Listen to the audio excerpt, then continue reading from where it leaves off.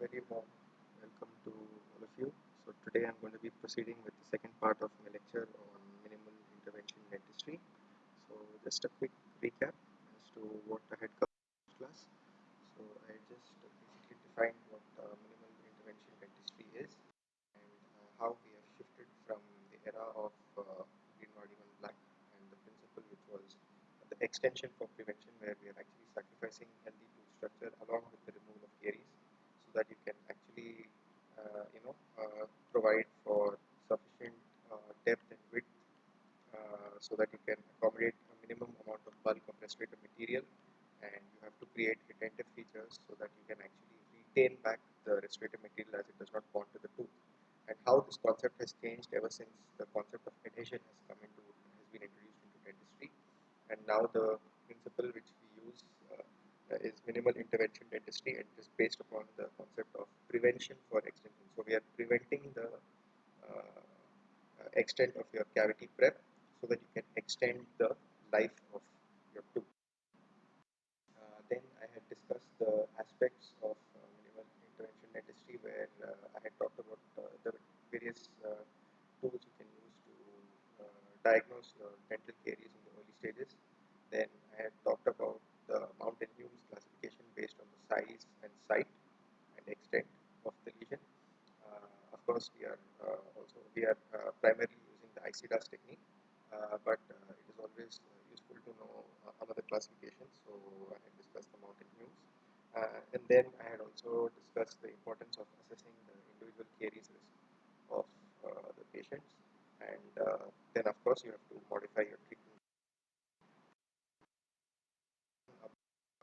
Right, in minimal dentistry, uh, the caries risk and how it to reduce the caries risk and how it acts the by and yeah, the different kinds of ways by which you can perform your minimal intervention, and in the end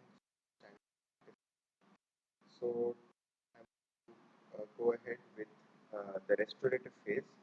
So, in minimal intervention dentistry, we believe in the concept of minimal surgical intervention.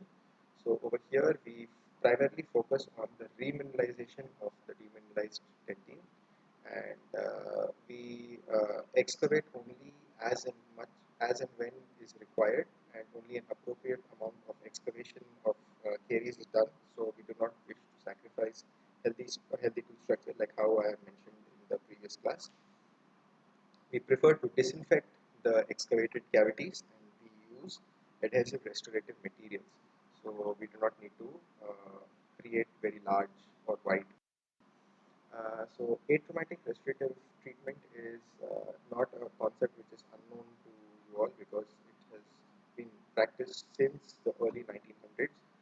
So it is basically just the use of your hand instruments and the use of we are not using the aerators to actually prepare your cavities. We just use the sharp hand instruments like the spoon excavators and hatchets to actually remove the weakened enamel, or to remove the carious enamel, and then we restore it with GIC or with bit and fissure sealant. So in the department of pediatrics, there is another restorative material which can be used, although it looks a little unpleasing. Silver diamine fluoride has shown to give promising results because of its anti-cariogenic effect.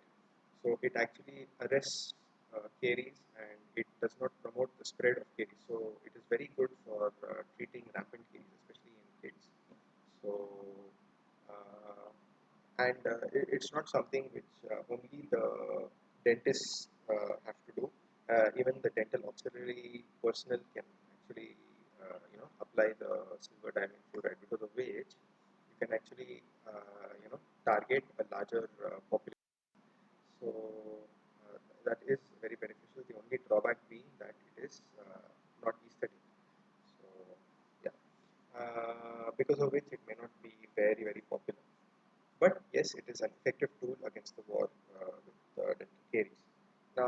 Coming to the restoration of carious lesions for adults, of course, for the anteriors, because aesthetics plays a major role in our lives now, we have to use anterior resin composites and, of course, with the proper shade matching.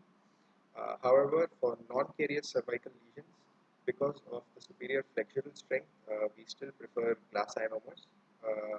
And nowadays, with the advent of resin-modified glass ionomers, they are ruling the market for your treatment of non-carious cervical lesions. So we always prefer to use beautiful, that is your resin-modified glass ionomer cement. So it combines the properties of glass ionomer, because of which you have flexural strength and, of course, the aesthetics of the composite.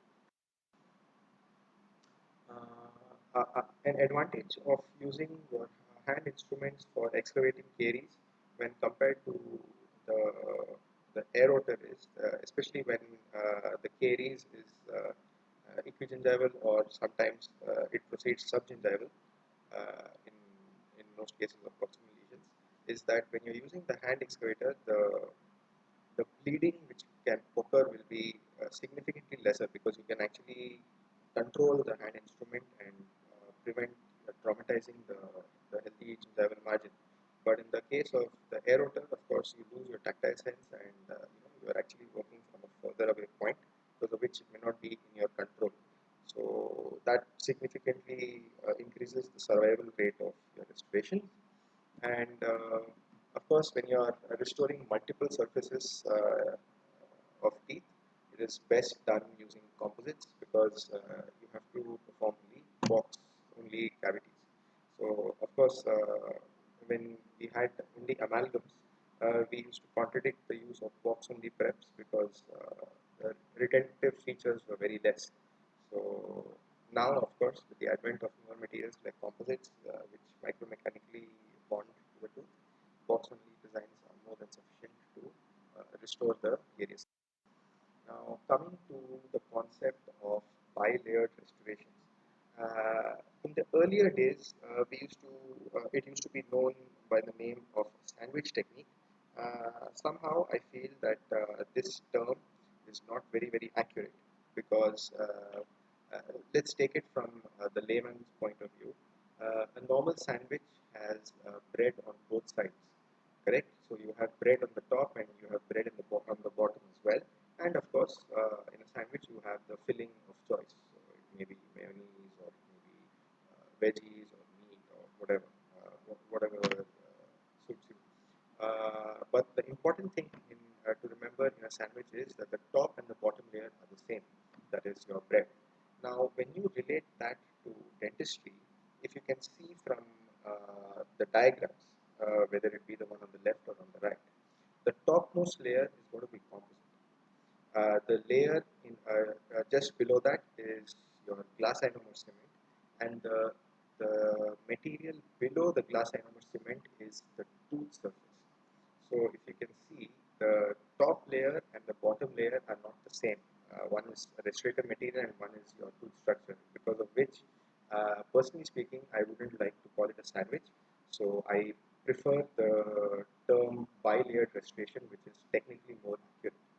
Uh, so, so I just wanted to talk about the two different types of the bilayered restoration. One will be the open technique, which is generally seen in the class 2 cavities, where the proximal margins are involved. So here you can see the glass ionomer cement is actually exposed to the oral environment. And of course, you have your closed sandwich technique, which is seen in your class 1s, that is, you have the occlusal surfaces. So the glass ionomer cement does not actually come in contact with the oral cavity. The benefit of having a glass ionomer cement as part of the restorative material, especially in the open technique, is that because of the presence of fluoride, this glass ionomer cement actually not only protects the same tooth, that is the tooth of interest, it actually protects the neighboring tooth as well, because of the release of fluoride. And another property is that this fluoride can be recharged for the restoration. So when you use your normal toothbrush and toothpaste, the fluoride fluoride which is present in your toothpaste can actually get absorbed by your restoration, and hence you are actually recharging your uh, glass ionomer cement with the toothpaste. So then it actually can leach out more fluoride over the years to come. So it works both ways, and it provides a long lasting effect. Now, coming to something known as smart burs. So these were designed so that for the very principle of minimal intervention dentistry, so that you do not sacrifice your healthy tooth structure. So they are made from glass bead reinforced polymer, and the beauty of these burs is that it will only be able to cut through your soft caries dentine and your restorative materials. So it cannot. So once it comes into contact with healthy tooth structure, the burr becomes ineffective. So it's not able to penetrate through. So it is only able to remove the softened parts of the tooth because of caries, or it can remove the restorative material. So hence it provides you the platform whereby you can conservatively create cavities. The next step is your chemomechanical caries removal. So in this case, it is just the use of solutions. It comes in a pack of two solutions. The first solution is 1% of sodium hypochlorite, and the second is combination of aminobutyric acid, sodium chloride, and sodium hydroxide. So these two solutions together, when they are used on caries tooth structure, it helps to dissolve the caries aspect, and when you flush it out, you are left behind with healthy tooth structure. So then it can be successfully restored. So this is a very non-invasive kind of a treatment.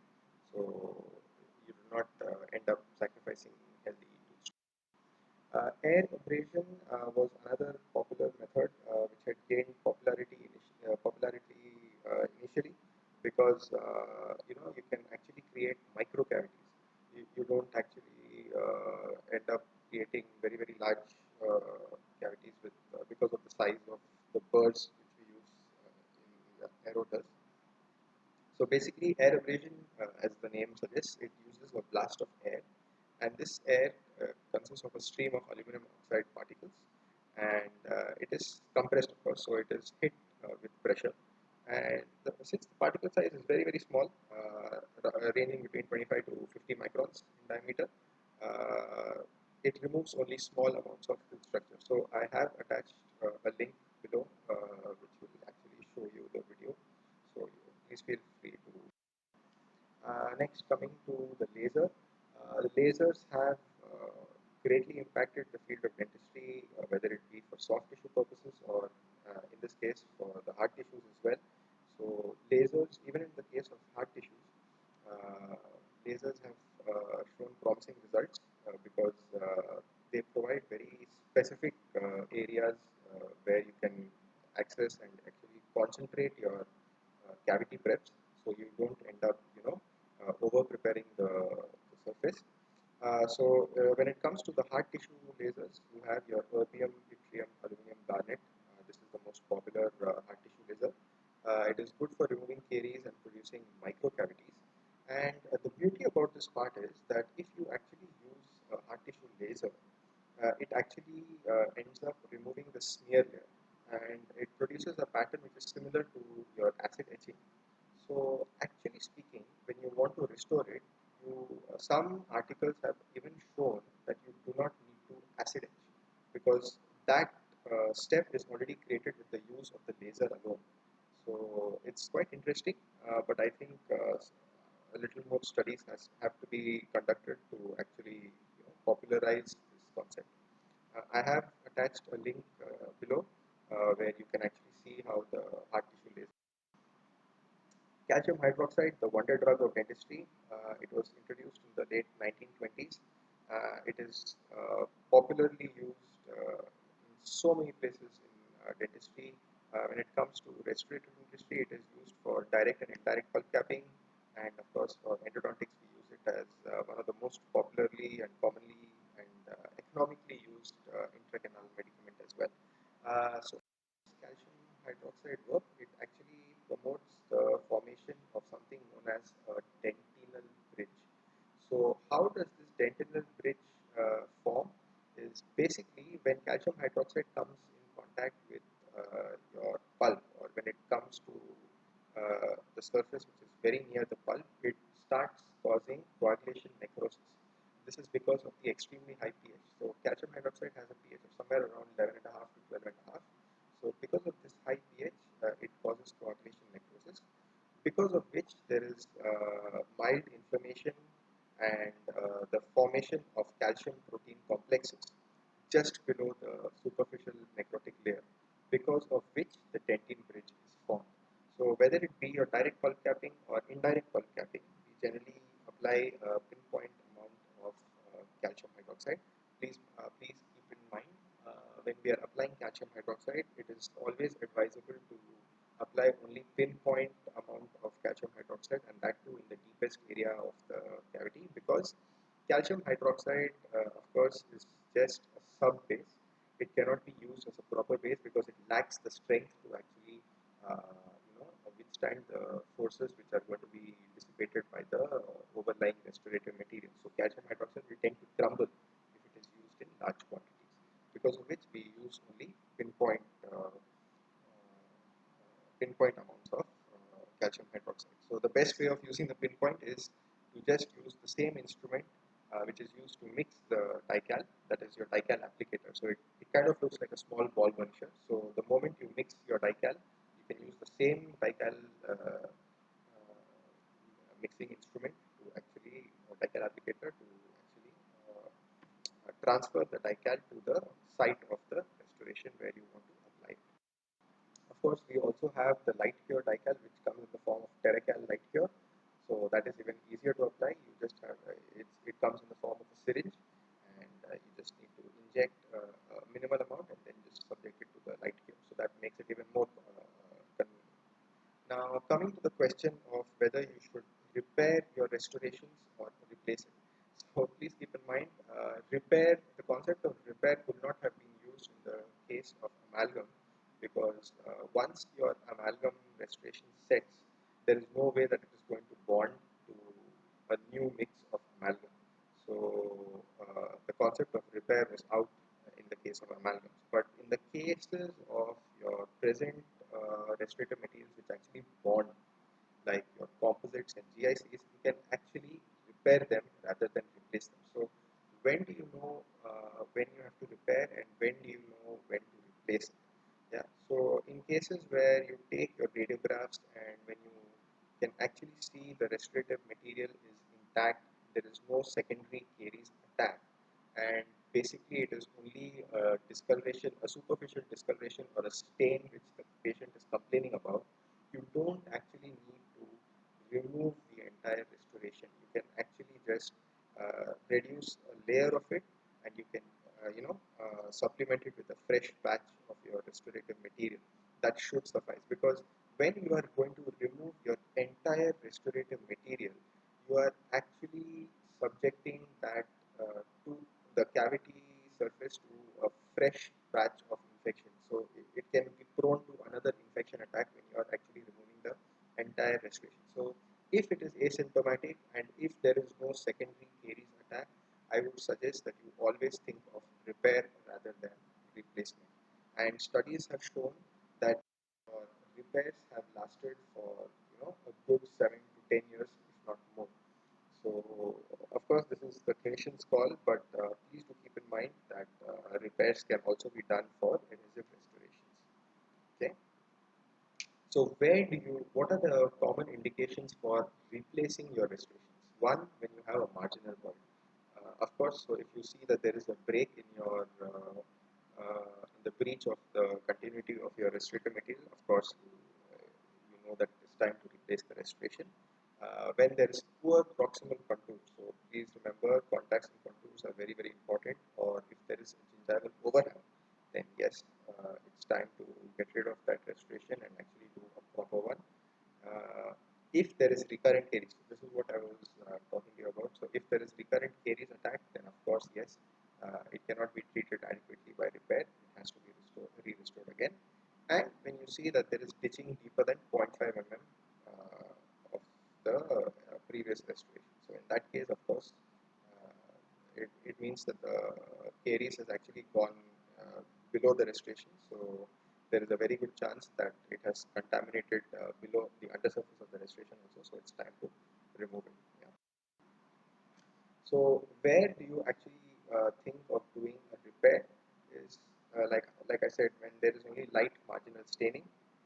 So in this case, you can deem it as non-carious and it can be corrected by a shallow repair. And replacing, like I said, does not necessarily guarantee that the new restoration will surpass the performance of the previous restoration. Yeah, and it does not necessarily mean that it will surpass the performance when compared to repair as well. Like I said, studies have shown that repair of restorations also have lasted a good 7 to 10 years, if not more.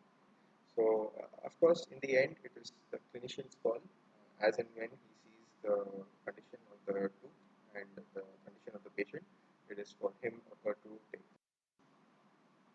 So, generally, replacement should only take place if the practitioner cannot properly manage the defective areas without removing the entire restoration, or if there are multiple symptoms. Okay, so now just a brief revision because I'm sure this has been covered in the previous semesters also.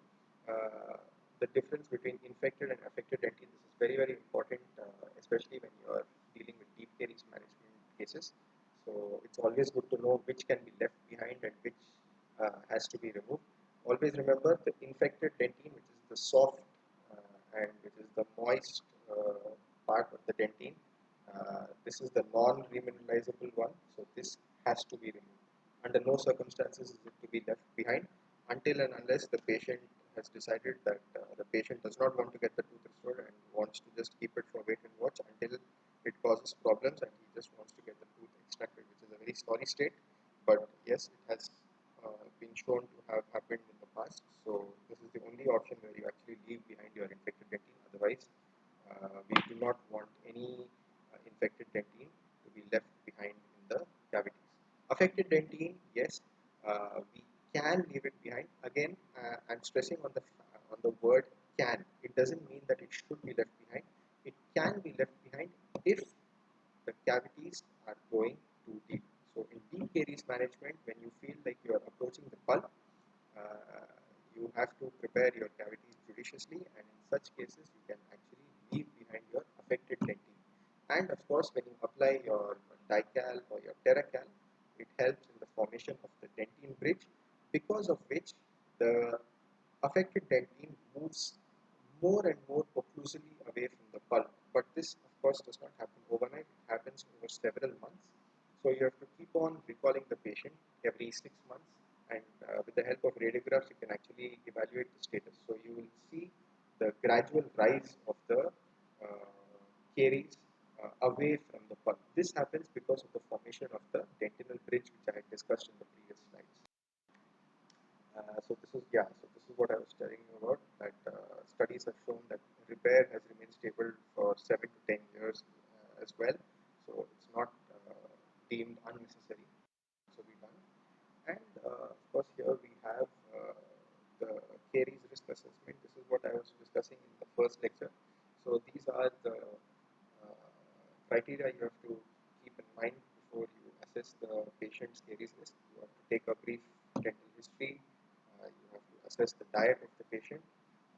Clinically, of course, you have to take a call based on the number of new carious lesions which have come, the number of teeth which have been extracted because of caries, the patient compliance, whether he or she is willing to actually modify the diet and practice proper oral health care guidelines.